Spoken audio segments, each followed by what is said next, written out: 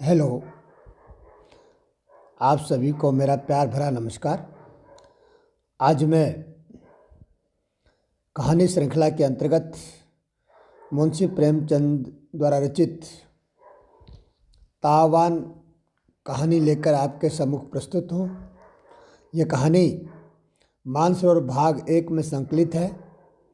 इस कहानी में मुंशी प्रेमचंद जी ने भारत छोड़ो आंदोलन के समय और जो विदेशी कपड़े के बहिष्कार का जो आंदोलन चलाया था, उस आंदोलन का वर्णन किया गया है और ये बताया गया है कि कैसे भारतीय जनता ने मुसीबतों का सामना किया।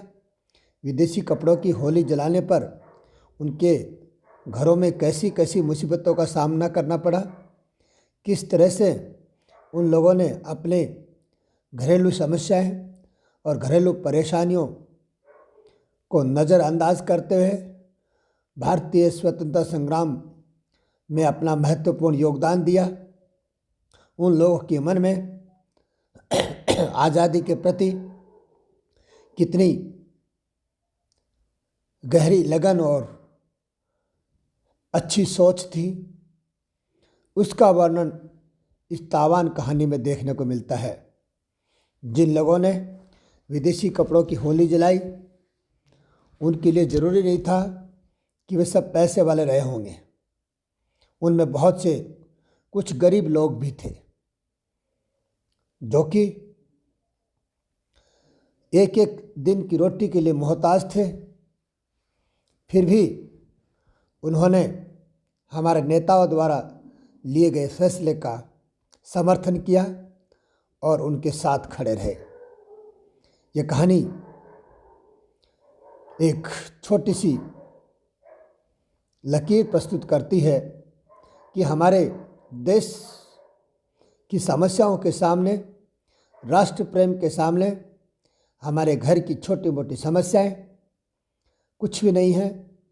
अगर उसके लिए अपने परिवार का बलिदान देना पड़े तो भी तुच्छ है, परंतु देश के स्वाभिमान और देश प्रेम के साथ किसी प्रकार का समझौता नहीं किया जा सकता। ऐसी ही कहानी आज मैं आपके सम्मुख लेकर आया हूँ। ये कहानी हमें राष्ट्र के लिए मर मिटने का संदेश देती है। ये कहानी हमें संदेश देती है कि आज़ादी प्राप्त करने के लिए लोगों ने कैसी कैसी परेशानियां झेली और ये जो आज़ादी आज हम भोग रहे हैं, इसमें हर व्यक्ति का किसी न किसी रूप में किसी न किसी प्रकार का योगदान है। जरूरी नहीं जिन्होंने गोलियां खाई, जिन्होंने अंग्रेज़ों के सामने लठ खाए, उन्हीं का योगदान महत्वपूर्ण हो। ऐसे चंद लोग जिनके घरों में रोटी नहीं थी और आज़ादी को रोटी से ज़्यादा महत्व दिया, उन लोगों का योगदान भी अविस्मरणीय है। ये कहानी इसी प्रकार की भावनाओं को व्यक्त करने वाली कहानी है। कहानी में छकोड़ी लाल एक छोटा दुकानदार है जिसकी कपड़ों की दुकान है। कांग्रेस कमेटी ने निर्णय लिया कि विदेशी कपड़े अब कोई नहीं बेचेगा, हम उन सब की होली जलाएंगे ताकि हमारे जो स्वदेशी कपड़े हैं उनकी बिक्री शुरू हो, हमारे देश के लघु उद्योग धंधों का विकास हो और हम अपने स्वाभिमान की रक्षा कर सकें। छकोड़ी लाल की एक छोटी सी दुकान थी, उसके पास स्वदेशी कपड़े बहुत कम थे और विदेशी कपड़े ज़्यादा थे। परिणाम ये हुआ कि उसने कांग्रेस कमेटी के कहने से अपनी दुकान सील करवा दी। दुकान पर सील लगा दी गई। कुछ दिन चला, पर उसकी पत्नी बहुत बीमार थी, उसको दवाओं की ज़रूरत पड़ती थी, घर में खाने के लिए अनाज की ज़रूरत पड़ती थी और उसके पास कोई विशेष संसाधन थे नहीं और दुकान से जो आमदनी थी वो भी कोई बहुत ज़्यादा नहीं थी। पर लोग तो यही सोचते थे कि सेठ है, साहूकार है, खूब पैसा पड़ा होगा, इसलिए इसको क्या दिक्कत होगी। और एक दिन ऐसा आया कि जब फाके मारने की नौबत आई तो छकोड़ी लाल ने चुपचाप अपनी दुकान की सील खोल करके दुकान खोल ली और चुपके से बिक्री करने लगा। परंतु किसी ने चुगली खाई और कांग्रेस कमेटी के दफ्तर में जाकर बता दिया कि छकोड़ी लाल ने चुपके से दुकान खोल रखी है। फलतः कांग्रेस कमेटी के लोग आए और उसको बुरा भला कहा और कहा कि ये आपका व्यवहार गलत है, राष्ट्र के सामने ऐसा बड़ा संकट है, हम अंग्रेज़ों की गुलामी कब तक करते रहेंगे, आप जैसे लोग जब तक धोखेबाज इस देश में रहेंगे तब तक अंग्रेज यहाँ टिके रहेंगे, आपको ऐसे नहीं करना चाहिए। छकोड़ी लाल को कुछ भी नहीं सोचता है, वो सिर झुकाए खड़ा रहता है और उसको लज्जित किया जाता है और उसके बाद में उसको कांग्रेस कमेटी वाले कहते हैं कि तुम्हारे पर जुर्माना लगाया जाएगा और सब मिलकर के उस पर 101 रुपये का जुर्माना लगा देते हैं और ऊपर से उसकी दुकान के ऊपर पहरा बिठा देते हैं। पत्नी और दोनों बड़े दुखी हैं, क्या करें इस हालत में, अब दुकान भी नहीं खोल सकते क्योंकि पहरा बिठा दिया गया है। आखिरकार क्या करता है, क्या फैसला लेता है, वो इस कहानी को पढ़ने से आपको पता चलेगा। मैं पूरी कहानी आपको पढ़कर सुनाता हूँ, शेष कहानी का जो भाग है वो आपको इसी से पता चलेगा। तो लीजिए, प्रस्तुत है मानसरोवर भाग 1 की कहानियों में से तावान कहानी। तावान का मतलब जुर्माना है, सज़ा है, पनिशमेंट कह सकते हो आप इसको। तो देखिए कहानी किस तरह से शुरू होती है। छकोड़ी लाल ने दुकान खोली और कपड़ों के थानों को निकाल निकाल रखने लगा कि एक महिला 2 स्वयंसेवकों के साथ उसकी दुकान छेकने आ पहुंची। छकोड़ी के प्राण निकल गए। महिला ने तिरस्कार करके कहा, क्यों लाला, तुमने सील तोड़ डाली ने? अच्छी बात है, देखिए तुम कैसे एक गिरह कपड़ा भी बेच लेते हो। गिरह का मतलब यह गांठ से होता है। भले आदमी, तुम्हें शर्म नहीं आती कि देश में यह संग्राम छिड़ा हुआ है और तुम विलायती कपड़ा बेच रहे हो। डूब मरना चाहिए। औरतें तक घरों से निकल पड़ी हैं, फिर भी तुम्हें लज्जा नहीं आती। तुम जैसे कायर देश में न होते तो उसकी यह अधोगति न होती। छकोड़ी ने वास्तव में कल कांग्रेस की सील तोड़ डाली थी। यह तिरस्कार सुनकर उसने सिर नीचा कर लिया। उसके पास कोई सफाई नहीं थी, कोई जवाब न था। उसकी दुकान बहुत छोटी थी, लहने पर कपड़े लाकर बेचा करता था, यही जीविका थी। इसी पर वृद्ध माता, रोगिणी स्त्री और 5 बेटे बेटियों का निर्वाह होता था। जब स्वराज्य संग्राम छिड़ा और सभी बजाज विलायती कपड़ों पर मोहरें लगवाने लगे तो उसने भी मोहर लगवा ली। 10-5 थान स्वदेशी कपड़ों के उधार लाकर दुकान पर रख लिए, पर कपड़ों का मेल न था, इसलिए बिक्री कम होती थी। कोई भूला भटका ग्राहक आ जाता तो रुपया 8 आने की बिक्री हो जाती। दिन भर दुकान में तपस्या सी करके पहर रात को घर लौट जाता था। गृहस्थी का खर्च इस बिक्री में क्या चलता।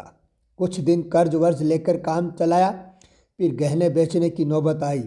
यहाँ तक कि अब घरों में ऐसी कोई चीज़ न बची जिसे 2-4 महीने पेट का भूत सिर से टल जाता। उधर स्त्री का रोग असाध्य होता जाता था। बिना किसी कुशल डॉक्टर को दिखाए काम न चल सकता था। इसी चिंता में डूब उतरा रहा था कि विलायती कपड़े का एक ग्राहक मिल गया जो एक मुश्त 10 रुपये का माल लेना चाहता था। इस प्रलोभन को वह न रोक सका।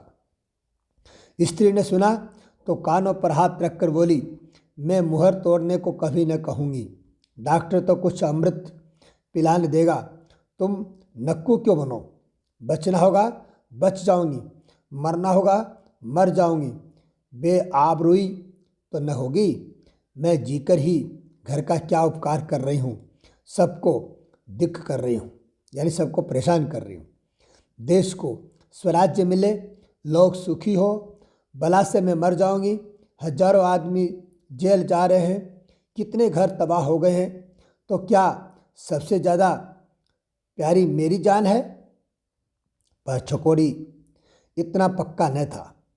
वह बस चलते अपनी स्त्री को भाग्य के भरोसे न छोड़ सकता था। उसने चुपके से मोहर तोड़ डाली। लागत के दामों 10 रुपये के कपड़े बेच दिए। अब डॉक्टर को कैसे ले जाए? स्त्री से क्या पर्दा रखता? उसने जाकर साफ साफ सारा वृतांत कह सुनाया। डॉक्टर को बुलाने चला। स्त्री ने उसका हाथ पकड़कर कहा, मुझे डॉक्टर की जरूरत नहीं। अगर तुमने जिद की तो मैं दवा की तरफ आंख भी न उठाऊंगी। छकोड़ी और उसकी माँ ने रोगिणी को बहुत समझाया, पर डॉक्टर को बुलाने को न राजी हुई। छकोड़ी ने 200 रुपये उठाकर घर कुइयों में फेंक दिए और बिना कुछ खाए पिए किस्मत को रोता झांकता दुकान पर चला गया। उसी वक्त पिकेट करने वाले आ पहुँचे और उसे फटकारना शुरू कर दिया। धरना देने वाले कांग्रेस की कमेटी के सदस्य आ गए वहाँ और उन्होंने उसको फटकारना शुरू कर दिया। पड़ोस के दुकानदार ने कांग्रेस कमेटी में जाकर चुगली खाई थी। छकोड़ी ने महिला के लिए अंदर से लोहे की एक टूटी बैरंग कुर्सी निकाली और लपक कर उसके लिए पान लाया। जब वह पान खाकर कुर्सी पर बैठी तो उसने अपने अपराध के लिए क्षमा मांगी और बोला, बहन जी, बेशक मुझसे यह अपराध हुआ है, लेकिन मैंने मजबूर होकर मुहर तोड़ी है। आप अब की मुझे माफ़ी दीजिए, फिर ऐसी खता न होगी। देश सेविका ने थानेदारों के रौब के साथ कहा, यो अपराध क्षमा नहीं हो सकता, तुम्हें इसका तावान देना पड़ेगा। तुमने कांग्रेस के साथ विश्वासघात किया है और इसका तुम्हें दंड मिलेगा। आज ही बायकाट कमेटी में यह मामला पेश होगा। छकोड़ी बहुत विनीत, बहुत ही सहिष्णु था, लेकिन चिंताग्नि में तपकर उसका हृदय उस दशा को पहुंच गया था जब एक चोट भी चिंगारी पैदा करती है।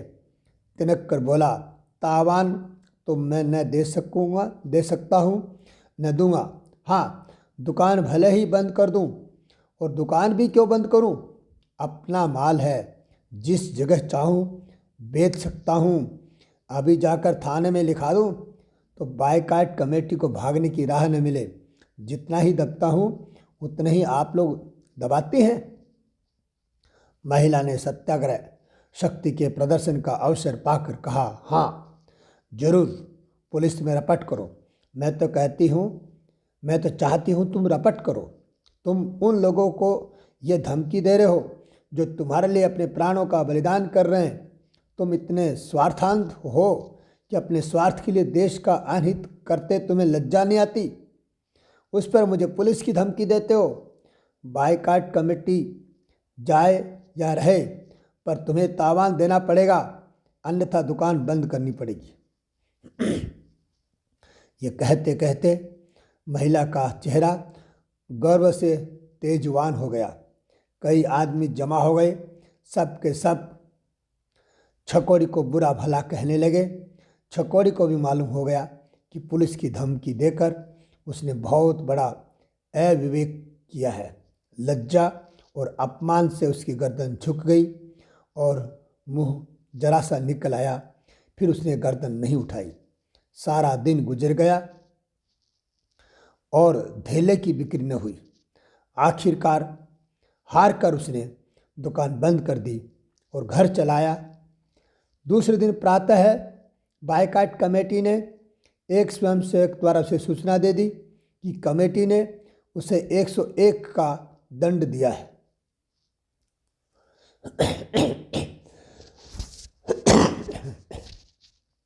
छकोड़ी इतना जानता था कि कांग्रेस की शक्ति के सामने वह सर्वथा अशक्त है।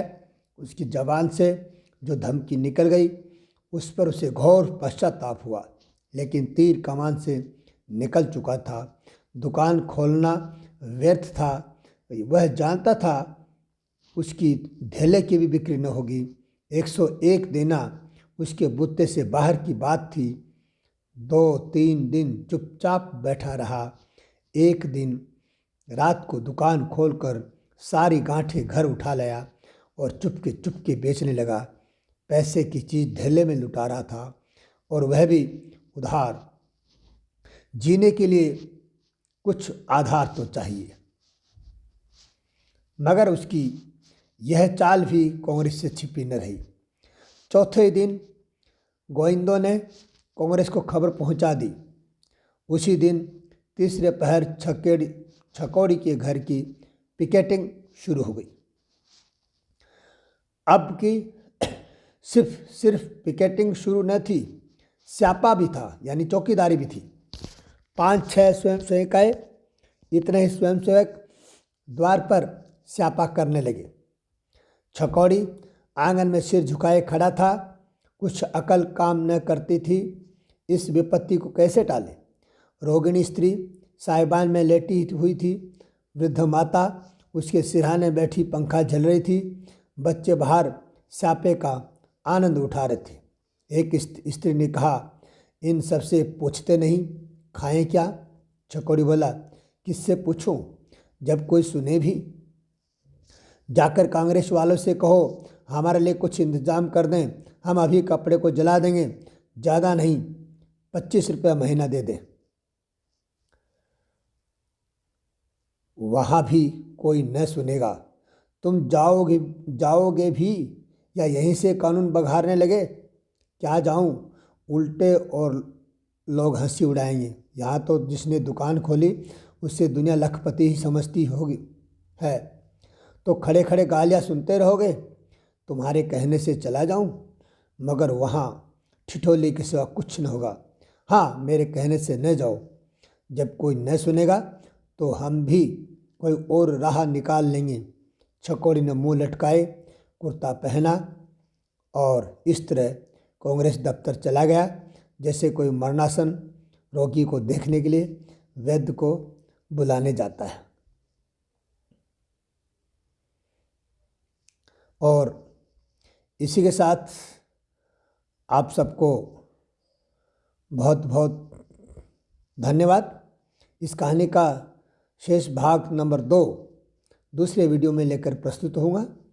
कृपया आप बने रहें और चैनल को सब्सक्राइब कर लें ताकि आपको जब भी कोई नया वीडियो आए उसकी जल्दी से जल्दी सूचना उपलब्ध हो जाए। आभार, धन्यवाद।